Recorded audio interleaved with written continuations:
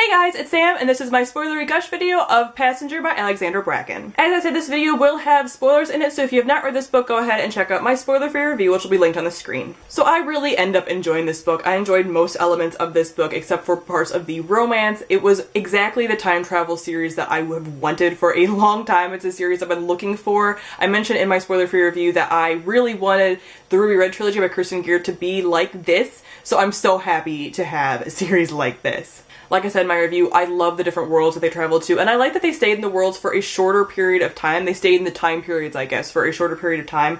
Sometimes I feel like time travel books get kind of bogged down in one setting, and I liked that this was pretty fast-paced. They had to go pop in and out of different time periods, and I just really liked how the time periods worked, where you go to the same date in the different years, because it kind of made there be rules to the time travel. It's not like, oh, you can choose whichever date, whichever time, whenever. That kind of makes time travel too convenient, so the fact that you kind of have to hop between time at a certain time is really cool to me. I also really enjoyed the variety of times we got to see. It's not like they just stay within a certain time period or even well-known time periods.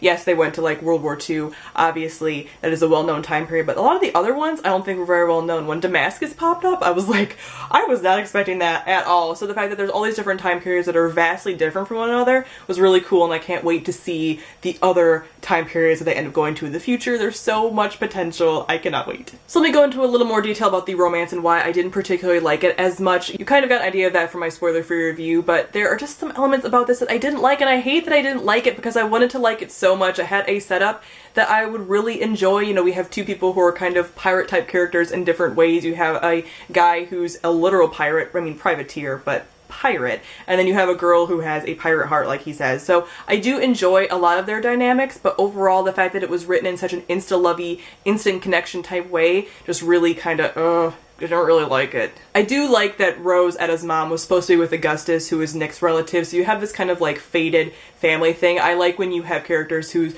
parents were like in love before and couldn't be together, so then these characters are kind of living that out later. I like that kind of trope, but again, I wanted there to be more of a, like, push and pull with this. The fact that, like I said in my review, like everything kind of stopped for both of them when they were instantly pulled to one another and an instant connection and blah blah blah, and I just don't like that kind of relationship, and especially because there are so many things going on with them, so many things trying to tear them apart, so many people trying to tear them apart, their time periods are trying to tear them apart, the rules of how time travel works, their races and how like the different cultures are like viewing that and the different time periods and how hard that is. Again, not saying that this is an impossible relationship, but I think that whole struggle should have been played out for a lot longer. It was very obvious to me from the get-go, like, okay, of course these characters are going to get together. Of course they're going to figure out a way to overcome this. Like, I need a little more struggle, a little more conflict, and the fact that we had them sleeping together in book one, I'm like, okay, but like, can't we have just a little more, like, push and pull, a little more reward?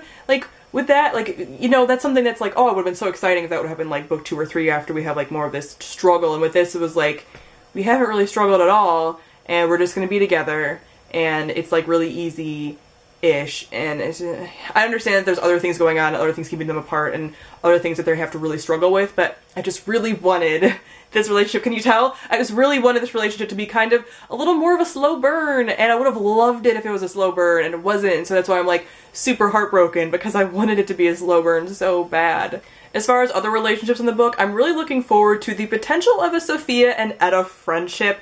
I loved Sophia as a character. She is headstrong, and there's a lot of things going on with her, and I think that her character development throughout the series, especially now that we have them kind of teaming up at the very end of this book, that I think we're going to see a lot more of her, and I want her and Etta to be friends. Like, Etta wants to be friends with her. She wants to show her, like, hey, women, like, come a long way in the future, and you're being held back by this mean old man who is trying to rule everything, and you can really just like take your life into your own hands. So I hope that Etta and Sophia form a good friendship. I will be so excited if that happens. I enjoyed overall the number of strong female characters we have in the story. We have Sophia, we have Etta, we have Rose, her mother, and we have Alice, and they are all very different characters, and I hope we get to see more of younger Alice in the future. I loved her character just a little bit that we got from her, and I just loved all the female characters and how they are strong in different ways and how they are trying to like rise above their different time periods and being controlled and everything else. So looking forward to seeing that, as well as looking forward to seeing what happens with like the Thorns.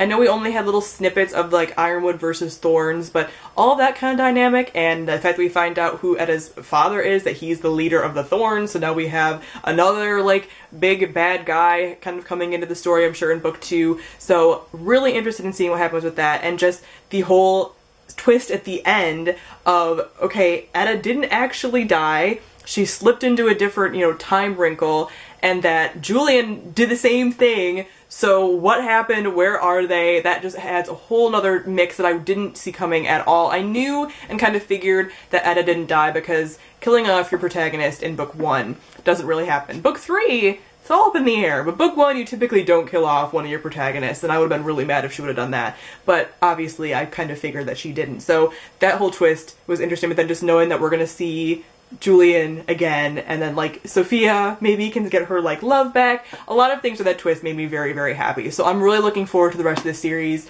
Again, my main complaint, the only reason I took it down from a 5-star to a 4-star book was because of the romance, especially because the romance in here was so pivotal. It is a story that is about the time travel, but the romance was focused on a lot. So if the romance would have been a little more in the background, I probably would have been fine, but the fact that the romance was still like half of the book, I would say. Half of the book is very plot focused and half of it is very romance focused. So the fact that it is that romance focused and that I didn't really enjoy certain aspects of the romance is why I had to take it down to 4 stars. But overall, I do love the story. I'm very interested to see what happens, and I cannot wait now. I'm so sad that there has to be like a full year now to the next book, but this will be a book that I will be very happy to reread, and I cannot wait until the next book in the series. So comment down below and let me know what you thought of Passenger. Thank you all for watching, and I'll see all of you guys soon. Bye!